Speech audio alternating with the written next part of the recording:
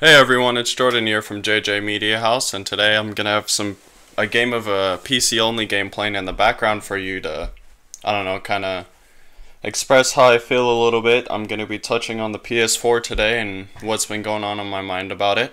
I don't currently have one yet, but I mean I should be getting one soon, even though I've been debating about it, and that's what this video is gonna be about. The PS4 has done some great things so far compared to the Xbox One. I mean, the Xbox One is cool and all, but we all know that the PS4 has better hardware on the inside and that it runs games better, and it just overall is, if you're a gamer, then you want the PS4 because it's the better gaming experience. Well, as far as graphics goes anyway, and probably in the long run too, considering the hardware is 50% more powerful or something around there. And even though that this is the case, that the PS4 is doing very well, better than the Xbox One.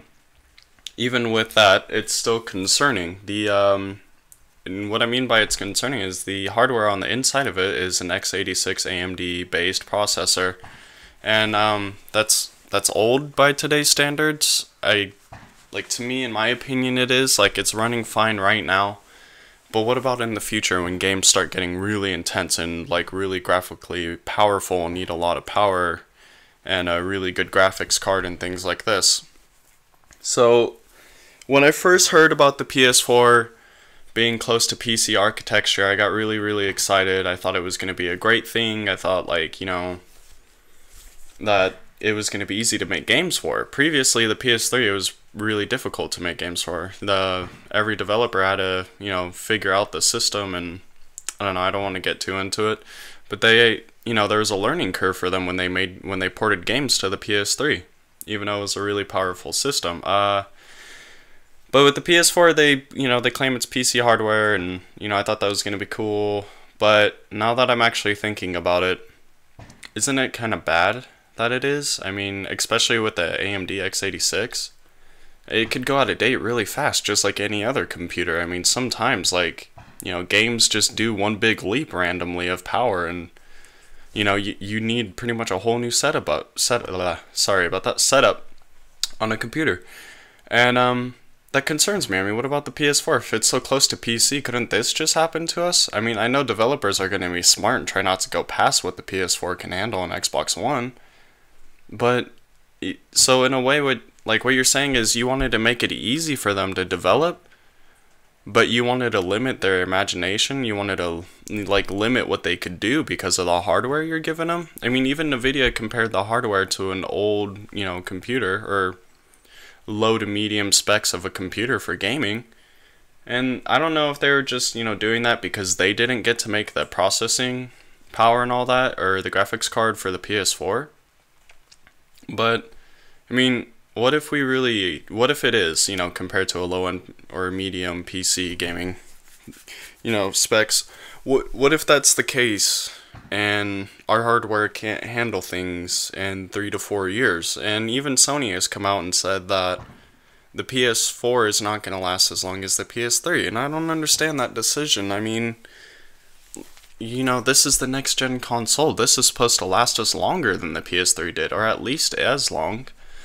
You should be blowing games away right now. You should be handling every game perfectly, maybe just as good as a super high-end PC, not struggling with them.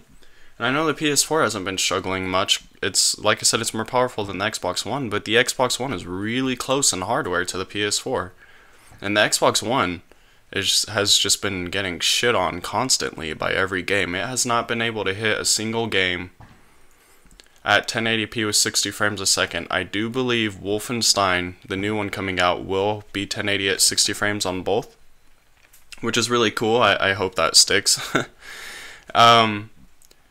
However, though, let's look at this. The consoles are struggling right now. I mean, more so the Xbox One than the PS4. I mean, the PS4, the only game I've heard about it kind of struggling a little bit with is Killzone Shadowfall, how it drops to 900p to maintain 60 frames when it hits multiplayer, and on Battlefield 4 it's 900p upscaled to 1080p. See, like, I guess that's fine as long as, we got 60 frames a second. It's about playing, it's not about how pretty it is. But in my opinion, that's bad. I mean, why are you struggling at the beginning of your lifespan? And, Infinity Ward tried saying that they had to learn some of the stuff for the hardware about the Xbox One because Call of Duty only hit 720p. Infinity Ward said, oh, it's just a learning curve for us. We still have to learn the hardware. But if it's so close to PC architecture and, it's x86 based, why are you struggling? You should do this perfect. It shouldn't even be a problem. That doesn't say anything. There's no learning curve for you. It's just telling us that the hardware isn't capable of doing it. What the hell? I mean, Microsoft and Sony, what are you doing? It's the beginning of your lifespan. When you come out with a new console, you need to make something that's either as good as a really high-end PC or more powerful, because these are our gaming consoles. These are the things people are going to be playing for a long time. And I don't want Sony or Microsoft to do this thing where they make a crappy-ish console that looks really good at first, and then 3 to 4 years down the line, it's not going to be able to handle things right, and they're just going to make a new console or something like that. Like, that'd be terrible. Can you imagine a kid that's been saving up for a PS4 forever now? He's, has, I don't know, like a really bad living situation and really low on money, and he can hardly even afford things for himself. But I mean, at some point in my life I was like this. Things weren't always easy for me, and gaming was my passion. So if I ever got money, I needed to make sure it was on games, even though it wasn't something I necessarily needed with how many problems were going on around me.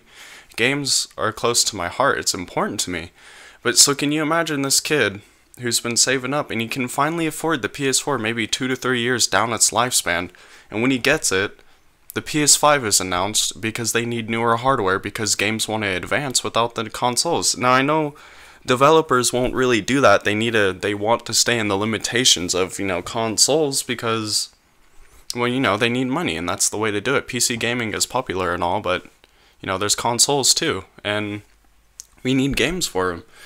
And this is really scary because I feel kind of bad with the whole console thing. I mean, it makes me feel like, yeah, you guys made it easier for developers to make games for your stuff, making it all PC-ish and whatnot, but you're also limiting PC players because of your, hardware choices. PC players could probably be so much farther ahead of us if we weren't, using old-ass shit hardware. And they probably will in a couple years.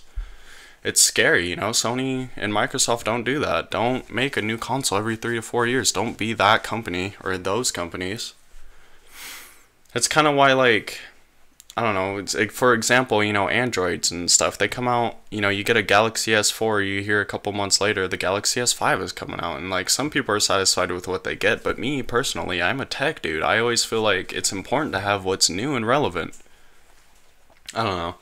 This is really concerning. I am hoping that I hope that the PS4 surprises me and that it just handles games perfect. Maybe there really is a learning curve. I don't know. I'm just hoping for them to come up with an excuse that actually makes sense, that's plausible, and that the PS4 really will handle itself in a couple years. But I just don't see that happening.